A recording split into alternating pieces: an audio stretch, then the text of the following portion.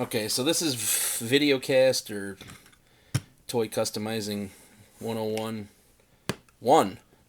I made my wife put in her headphones so she can't hear me talking to my video camera as I sit next to her. Although she is only 3 feet away, she could probably still hear me talking.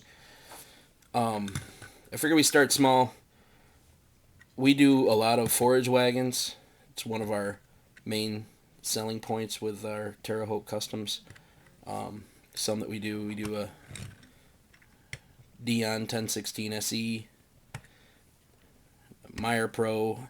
I'm not sure of the model on this one. We do the 4518 now, and we do the International 120. It all comes from a very standard tandem axle Ertl forage box. It started out as the H&S twin auger.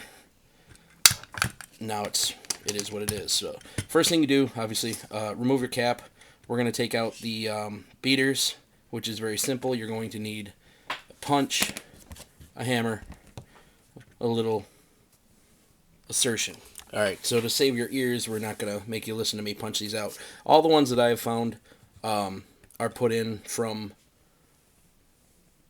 left to right, however, depending on how you're looking at it. The sticking point is on the side of the discharge. So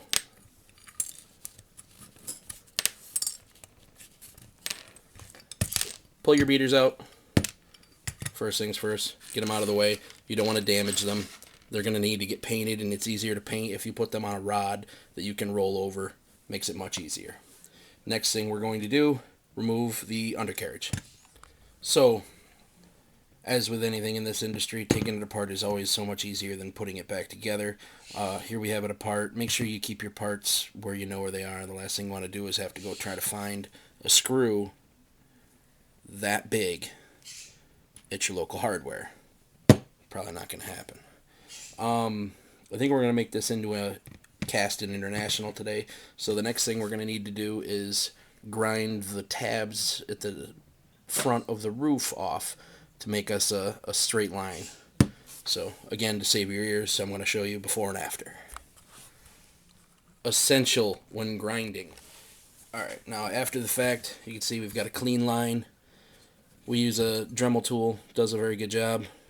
Basically, we use a Dremel tool for just about everything, except when we need super glue. I think the next step is we're going to add styrene. That's the next, the next thing. When working with styrene, this is one of the handiest tools I've found. Obviously, your razor blade works good, but this is a handy-dandy little thinger. We're using styrene that basically is the same width as the casting itself. Helps us to maintain realism. Next step in our procedure is get yourself a little square, just a little bit off square, slightly rectangular. We're going to add it to the front of the forage box on the side in order to, I don't know what the hell you'd even call that thing, the forage saver, whatever the nonsense is, but we're going to add it to the front to make it into a Kasten, that kind of thing. Next thing we're going to do here, as we're making this, is hold it flush to the top rail of the forage box, and then forward to where the little forage saver flipper thing sticks out. Sorry, I don't know all the language for this nonsense. I lived on a dairy farm for years. I still don't know what half this crap is called.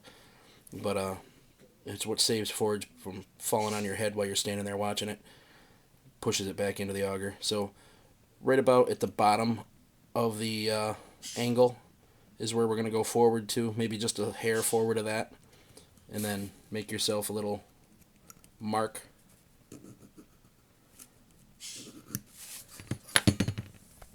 Try not to cut yourself. Alright, so now we have two little triangles of styrene. Quite identical. They're going to fit on the front like so. We're going to make them flush. Chop them down just a little bit more to make them fit better. They're going to be flush at the top. We're going to chop a little at the bottom, and we're going to angle off the top front corner to give it this look here. Oh crap, I broke it. Some gun. See, that's why it's mine. Can't sell that.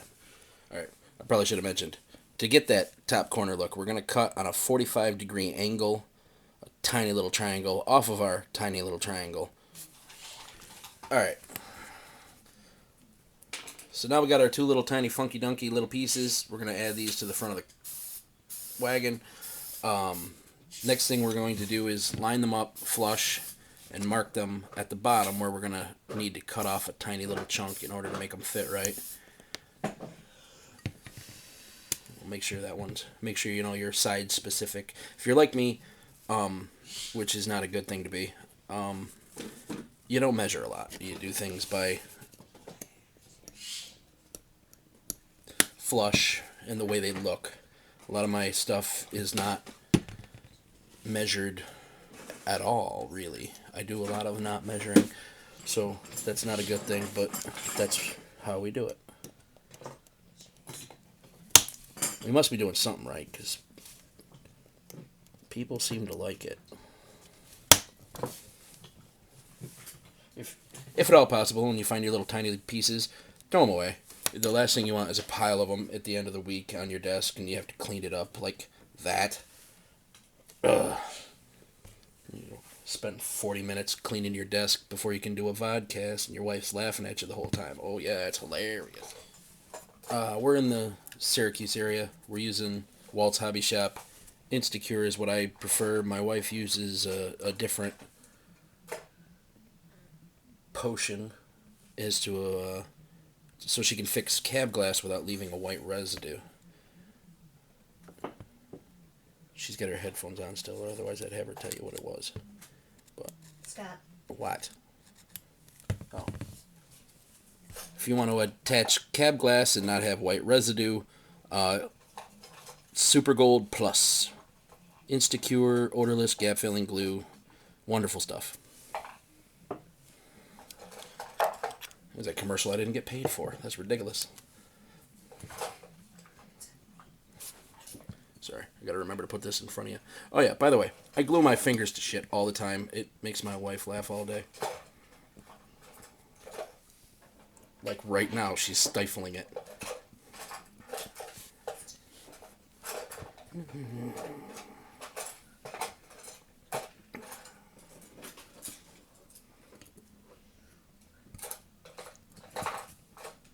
Check alignment. And we have just started. But we're already to, I mean, a lot of the work is right there. Just those silly little pieces at the front. Now, because I don't measure, I've got to do a little gap filling at the bottom. To each their own. I like Bondo plastic metal. Works great. That stuff is there for no reason at all. Alright, so after we apply a little Bondo, I like using a little piece of basswood. Because it's ridiculously cheap. They sell it for about $2 a bag of 50 pounds over at Hobby Lobby. And you just break a little piece off, apply it, and throw it away. Because honestly, once you apply it, whatever it's on is going to be screwed. Chip off what you can. Try to apply it not generously. Was it whatever the word is for not generously? Sparingly. This is a new thing we did. Obviously, when I started that one, we didn't do this. This hides the line in between the styrene and the metal so that when you get done and after paint, you can't really tell that it once was a H&S twin auger wagon. Oh, crap. I also forgot. We're supposed to grind that off. Mr. Steve Batterman, not to call him out, but called me out on not taking that off and leaving it as a H&S wagon, obviously, because it's got the bubble there where the gear wouldn't fit under the shield. So we got to grind that off. We're going to do that right now. Alright, so the next thing we're going to do while we're waiting for the Bondo to dry, which if you spread it thin enough really doesn't take that long at all, is we're going to cut out the front mesh that we're going to need, which is basically the next step. If you go to your local hardware or agway, any place they would make replacement screens, we're using plastic screening for a screen door. You're You're going to want a pretty tight mesh just to make the sizing look right. Otherwise, it's going to look a little silly. But you can get it there. My guy gave it to me for free just because we're in there all the time for silly stuff. But, I mean, it's a 1 foot by 1 foot square that's really no good for any window or door. Alright, once your Bondo dries, take your handy dandy little hand file. Found basically all your hardware's, it's tiny, whatever. We got these, I believe, at Harbor Freight, so I'm not really helping the American economy by buying them. File it down. Get it nice and smooth. Or if you're like me, your wife will yell at you when it gets to painting because it's not ready for paint, because it's not smooth. Get it nice and smooth so we can move on to the next step. Alright, so get it all nice and sanded down. Find your netting, and we're going to want to apply it to the top edge just below the first angle on the front, side to side. Holly's got this figured out to 7 squares by 21 squares. I just want you all to understand how I cannot do that at all. But we're going to glue that on now. Watching glue dry is not that fun, so I'll do that, and then I'll come back. Get her glued on. It doesn't really matter if it's not, a flat surface on the front, because we're going to reinforce it with a tiny little piece of styrene across and down to make it look right.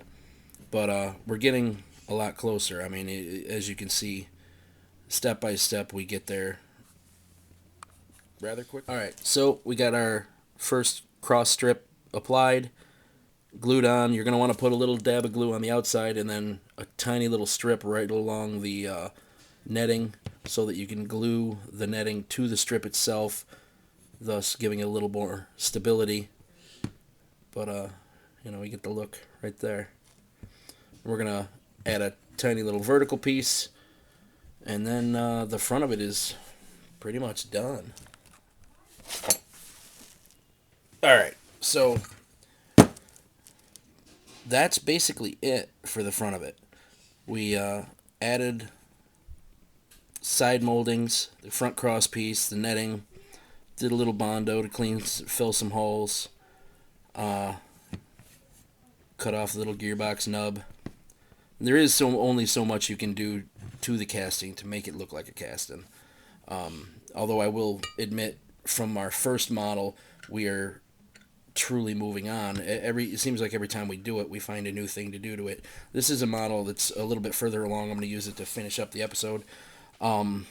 Take a thin piece of styrene, cut it into a rectangle, and then cut it angularly, however you want to say that. This is one piece squared that we cut down to 2 triangles perfectly to get towards the end. That is a pain in the ass, by the way.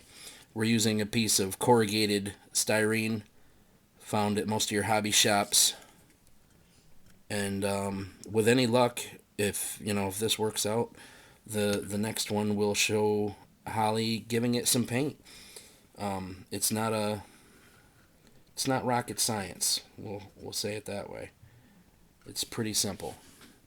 But that's how we start with a John Deere, which actually is an H&S, and we move on to Kasten and International boxes, which I really like the look of. I think they look good. One last thing I forgot. If you're looking to do a Heston wagon, which would be that Heston burnt brown color and cream, the Heston forage box was basically a Kasten with a normal lid on the top. That's really the only difference. So if you didn't want to do the angular corrugated, it's pretty simple. Take the roof off, paint it white, put it back on. Now instead of a Kasten, you have a Heston. Voila. I think that's about it for this week. Any questions, please feel free to ask. Constructive criticism is always welcome.